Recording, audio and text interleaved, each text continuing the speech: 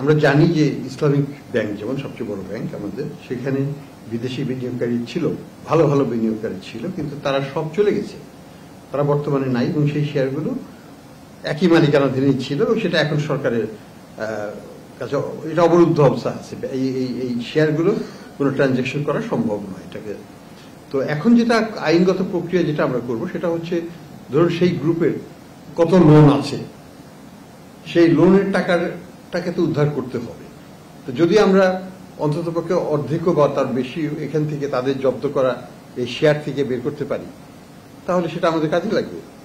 তো আমরা মনে করি যেমন শুধু ইসলামী ব্যাংকের যে শেয়ারটা আছে সালম গ্রুপের, এটার মূল্য হয়তো 12 থেকে 15 হাজার কোটি টাকার মধ্যে হবে। 65% পর্যন্ত বিদ্যুৎ সাশ্রয়ী হাইসেন্স এসি। হাইসেন্স।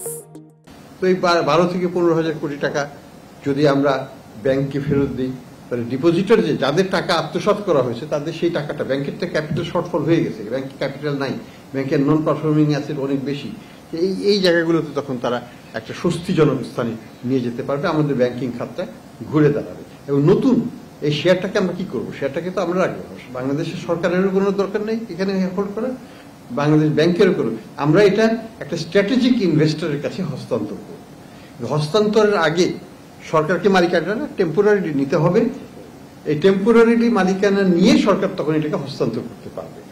আরেকজনের মালিকানায় থাকা অবস্থায় এটাকে হস্তান্তর করা যাবে না।